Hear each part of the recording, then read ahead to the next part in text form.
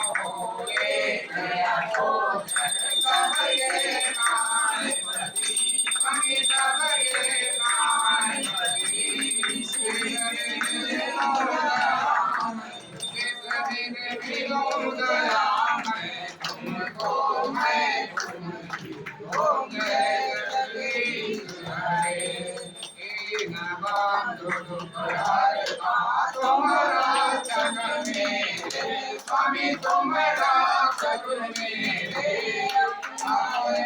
हाथ उठाओ अपनी शरण लगाओ द्वार पड़ा तेरे ओम जय जगदीश हरे विचार विचारो आप हरो देवा स्वामी आप हरो देवा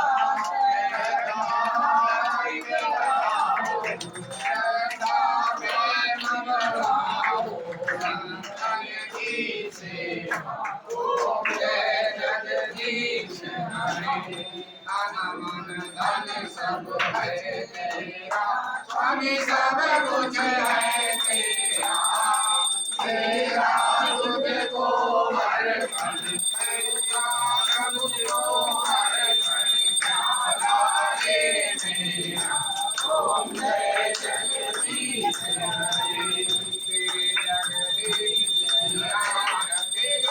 कोई न गावे स्वामी प्रेम सहित गावे शिवानंद स्वामी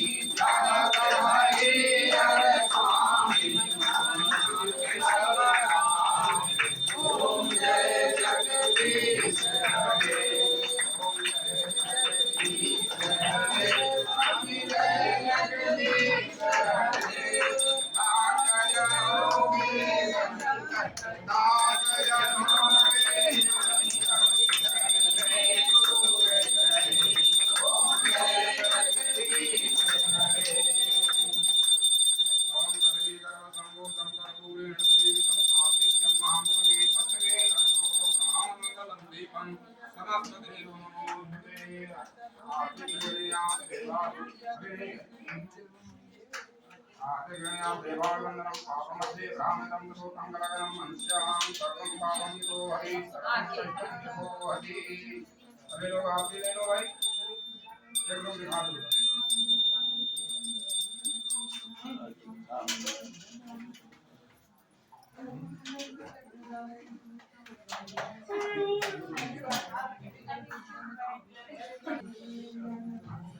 ओम भगवन्तमादेव जनानामनन्तमनताभियासनन्तविद्वासूतानि जातवेदाग्नि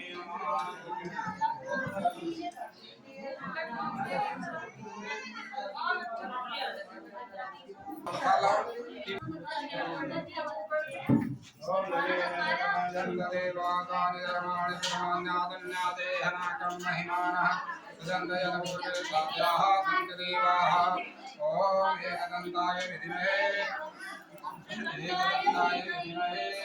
वक्रतुण्डाय धीमहि तन्नो दन्तिः प्रचोदयात् ओम तत्पुरुषाय विद्महे वासुदेवाय धीमहि तन्नो विष्णुः प्रचोदयात् एवं दिगामुनिजं भगवाडलाभे पुण्णागजाति घरवीररसाल पुत्रै बिल्लो प्रभाव तुलसीधर मंजरे भीतामुपजयामि जगदीश्वरमे प्रसिद्ध नानासोन्नपद्वाणे यदाका भगवानि च भगवाञ्जले मयादत्त ग्रहाण सुरेश्वरः ग्रहाण परमेश्वरः सुमन सुगंधित सुमनलो सुमन सुभक्ति अपार श्रद्धांजलि मय गुणधर्म प्रभु करो शिवकार सब लोग झुक करके प्रणाम करो ओम नमः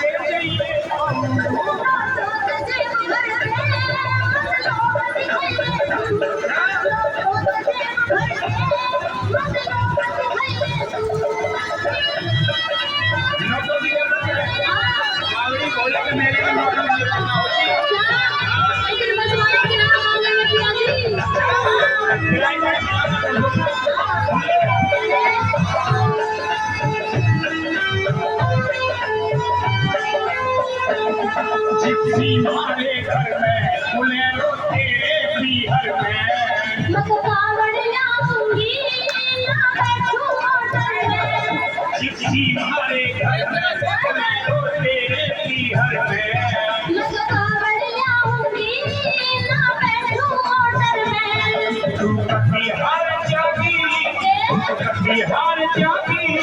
मत कावड़ ले मैं मोटी काती हूँ रोटी खाती हूँ मत ना घबराइए तू घर के काम के काम आगे जिनाई मना कर दे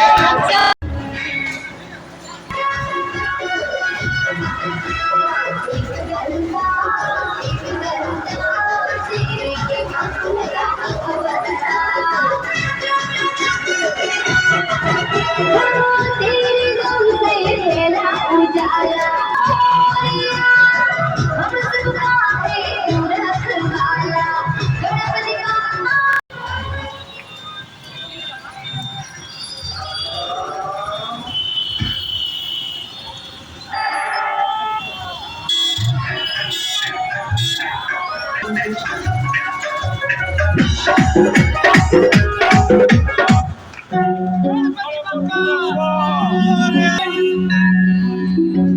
आप देख रहे हैं प्रोडिया टीवी न्यूज। और कहते हैं कि विघ्नहर्ता आते हैं तो निश्चित विघ्न कहीं ना कहीं हरते हैं। और ये 14 दिन जो होते हैं वो वाकई विघ्नहर्ता के ही दिन है। और विघ्नहर्ता जिस घर में प्रवेश करते हैं निश्चित वहां के तो विघ्न हरते ही हैं और आसपास के भी विघ्न हरते हैं। आज हम आपकी मुलाकात रविंद्र के द्विवेदी जी से कराते हैं, जो बॉम्बे से लेकर कानपुर में भी इस बार उन्होंने गणेश जी को अपने ही निवास स्थान पर रखा और लगभग 5 दिनों तक गणेश जी उनके निवास स्थान पर रहे। और निश्चित वहां का वातावरण भी अपने आप में है। तो उन्हीं की जुबानी हम जानते हैं कि वाकई गणेश जी को उन्होंने कैसे मनाया। चूंकि आज दोनों लोग मौजूद हैं तो हम दोनों लोगों की जुबानी हम जानते हैं कि गणेश जी का पूजन विसर्जन आज कार्यक्रम जो हो रहा है वो किस तरह कर रहे हैं। ये जो तिथि और त्योहार, जैसे कि आप सभी को ज्ञात हो कि माननीय बाल गंगाधर तिलक द्वारा आयोजित हुआ था महाराष्ट्र में, और हमें ऐसा लगा ये त्योहार पूरे देश में होना चाहिए, हर घर में होना चाहिए, क्योंकि इससे विघ्न तो हरते ही है, एक खुशी का माहौल भी होता है। और हमारे जो समाज के लोग हैं, हमारे पास कम समय है, क्योंकि आज जिस तरीके से डिजिटल समय हो गया है उस हिसाब से हम एक दूसरे से मुलाकात नहीं कर पाते, मिल बैठ के बात नहीं कर पाते। तो ये एक समय अच्छा अनुभूति देता है, हम सब लोगों को मिल के, रिश्तेदार पड़ोस के लोग बैठ के बात कर सकते हैं, एक दूसरे का दुख सुख से सुन सकते हैं। और उसी हिसाब से अभी मैं यहाँ पे स्थापित हुआ हूँ, अपने आप को 32 साल तक कर्म भूमि मुंबई में बना के रखा। अभी जल्द ही कानपुर में अभी यहाँ पे रहने का एक तो मैं तो ये तो बॉम्बे से कानपुर की तरफ आगमन हो गया, तो कानपुर को भी वही आपके द्वारा कहीं ना कहीं सानिध्य हम लोगों को भी कहीं ना कहीं प्राप्त होगा। आज वही खुशी हो रही है कि आज अगर विघ्नहर्ता हमारे घर पे नहीं होते तो शायद आप भी नहीं होते थे। आज इसी बहाने, विघ्नहर्ता के बहाने आप हमारे घर पे आए, बहुत सारे मेहमान घर पे आए, अड़ोस पड़ोस के लोग आए, तो एक खुशी का माहौल बनता है। हम एक दूसरे का दुख और सुख सुन सकते हैं, एक दूसरे को समझ सकते हैं इस व्यस्त समय में। बहुत अच्छा लगता है। ये 5 दिन एक अपूर्व खुशी का दिन होता है। सर, चूंकि आपका संगठन भी है और संगठन में आपके साथ लाखों लोग जुड़े हुए हैं, तो इस गणेश महोत्सव में हम चाहते हैं कि उनके लिए भी आपके द्वारा एक संदेश हो जाए। देखिए, मैं पूरे देश के सनातन धर्म के मानने वाले लोगों से एक ही आग्रह करूंगा कि अब समय आ गया है, क्योंकि जिस तरीके से मलिच्छों, कम्युनिस्टों और ईसाइयों द्वारा सनातन धर्म को घेरा जा रहा है, खत्म करने की जो चेष्टा की जा रही है, उसको नष्ट होने से बचाने के लिए एक ही हमारा लक्ष्य है कि हम सर्व समाज के लोगों को एकत्र लेकर के चलें और हमारे अंदर जो द्वेष भावना है, जात पात व्यवस्था है, उसको खत्म करें। बहुत बहुत धन्यवाद। जब तक किसी कार्य में गृहिणी का सहयोग नहीं होता और उनका जब तक हम लोग को कहीं ना कहीं सानिध्य नहीं प्राप्त होता, कहते हैं कि जब तक लक्ष्मी और सरस्वती और दुर्गा चूंकि एक ही में कहीं ना कहीं समाई हैं, और जब तक उनकी कहीं ना कहीं सहमति नहीं मिलती है तो हम पुरुषों को भी कहीं ना कहीं एक प्रकार से बहुत सारी चीजें अधूरी होती है। चूंकि कार्यक्रम आपके घर पर हुआ और आज विसर्जन भी है, तो कार्यक्रम किस तरह से आज आप लोगों ने क्या कै दिन का कार्यक्रम रखा, पहले तो ये हमको बताएं। नमस्ते, गणपति बप्पा मौर्य, मंगल मूर्ति मौर्य। जैसा कि भैया ने कहा कि गणेश जी आते हैं तो सभी के विघ्न हटते हैं, तो ये बात पूर्णतः सत्य है कि विघ्नहर्ता गणेश जब घर में प्रवेश करते हैं तो एक खुशी का माहौल बनता है और घर के सभी लोग एकत्रित होते हैं, आस पड़ोस के सभी लोग एकत्रित होते हैं और उस एकत्रित हुए लोगों में एक प्रेम की भावना उत्पन्न होती है जो हम इस व्यस्त समय में, भागदौड़ के समय में नहीं कर सकते। तो आज हमारे घर पे 5 दिनों के लिए गणेश भगवान विराजमान थे, तो इन 5 दिनों में हमने बहुत ही आनंद से बिताए, सबका सहयोग मिला, सबका सानिध्य मिला। और भैया ने बोला कि सभी स्त्रियों में ये लक्ष्मी और दुर्गा और सरस्वती हैं, उसके बिना पुरुष होते हैं। ठीक उसी प्रकार मैं भी यही बात कहना चाहूँगी कि बिना पुरुष के, देखिए जितनी भी शक्तियाँ हैं वो हमारे देवों से ही निकली हुई हैं। आप अगर दुर्गा जी को ले लीजिए तो हर देवता की शक्ति उनमें विराजमान है, किसी के द्वारा उनको शंख, किसी के द्वारा चक्र, इस तरह से मिला है। तो हम ये गाड़ी के पहिए हैं कि जब तक सारे नहीं होंगे तब तक ये चलेगी नहीं। और रही बात स्त्रियों को एक संदेश देने की, तो हमारे सनातन धर्म की सभी स्त्रियों से मेरा हाथ जोड़कर विनम्र निवेदन है कि आप अपनी धर्म संस्कृति को खोने ना दें। आज जिस प्रकार ये हम पश्चिमी सभ्यता को अपनाते हुए अपनी संस्कृति को भूल रहे हैं, तो आप उनके वो ग्रहण करिए, लेकिन अपनी सभ्यता को मत खोइए। हमको आगे बढ़ना है, हमको अपना जो मेन जड़ है वो नहीं छोड़ना है। आप पढ़िए लिखिए, आगे बढ़िए। और रही बात, तो उन्होंने हमसे ग्रहण किया है, हमने उनसे ग्रहण नहीं किया। हमारे ग्रंथों से, हमारी संस्कृति से ही आज वो विदेशों में और हर जगह वो लोग आगे बढ़ रहे हैं, और हम धीरे धीरे अपनी संस्कृति को छोड़ रहे हैं, पाश्चात्य सभ्यता को अपनाते जा रहे हैं।